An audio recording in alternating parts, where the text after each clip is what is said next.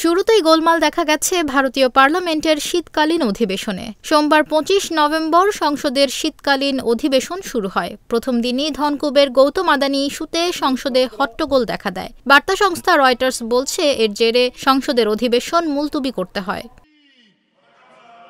Double million offer Walton fridge কিনে পেতে পারেন ২০ লক্ষ টাকা, রয়েছে কোটি কোটি টাকার নিশ্চিত উপহার। ঘুষের অভিযোগ এনে গত বুধবার গৌতম আদানি ও তার ভাতিজা সাগর আদানির বিরুদ্ধে মামলা করেছে আমেরিকার সিকিউরিটিজ অ্যান্ড এক্সচেঞ্জ কমিশন। মামলায় বলা হয়েছে, আদানি গ্রুপকে $৭৫০ মিলিয়ন ঘুষ দেওয়ার সঙ্গে তারা জড়িত ছিলেন। এটি কোম্পানির ঘুষ বিরোধী নীতি ও আইনের পরিপন্থী। এ অভিযোগের ব্যাপারে গৌতম আদানিকে ২১ দিনের মধ্যে ব্যাখ্যা দিতে নির্দেশ দিয়েছে নিউ ইয়র্কের ইস্টার্ন ডিস্ট্রিক্ট ফেডারেল কোর্ট। এছাড়া মার্কিন সিকিউরিটিজ অ্যান্ড এক্সচেঞ্জ কমিশন আদানিদের ওপর অনির্দিষ্ট আর্থিক জরিমানা ও বিধি নিষেধ চেয়েছে।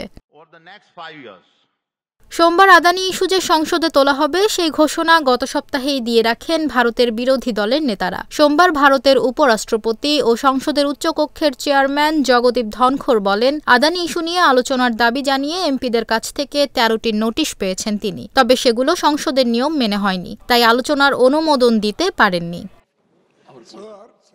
এ সময় জগদীপ ধনখড় মল্লিকার্জুন খার্গেকে সংসদে কথা বলার আমন্ত্রণ জানান, তবে অন্য এমপিরা এতে বাধা দেন। এই কারণে জগদীপ প্রথমে সাময়িক এবং পরে পুরো দিনের জন্য অধিবেশন মুলতবি করেন। কিছুক্ষণ পর সংসদের নিম্নকক্ষেও একই ধরনের পরিস্থিতি তৈরি হয়, ফলে স্পিকার সেখানেও আজকের মতো অধিবেশন স্থগিত করে দেন। আগামী বুধবার লোকসভা ও রাজ্যসভায় পুনরায় অধিবেশন শুরু হবে। সেদিনও আদানি ইস্যু, মণিপুরে সহিংসতা, ওয়াকফ বিল সহ একাধিক ইস্যুতে মোদি সরকারকে এক হাত নিতে পারেন বিরোধীরা। এদিকে ঘুষ দেওয়ার অভিযোগে মার্কিন আদালতে মামলা ও সমন জারির পর এবার ভারতের সুপ্রিম কোর্টেও মামলা হয়েছে গৌতম আদানির বিরুদ্ধে। ভারতের এই শীর্ষ ধন কুবেরের বিরুদ্ধে মামলাটি করেছেন অ্যাডভোকেট বিশাল তিওয়ারি।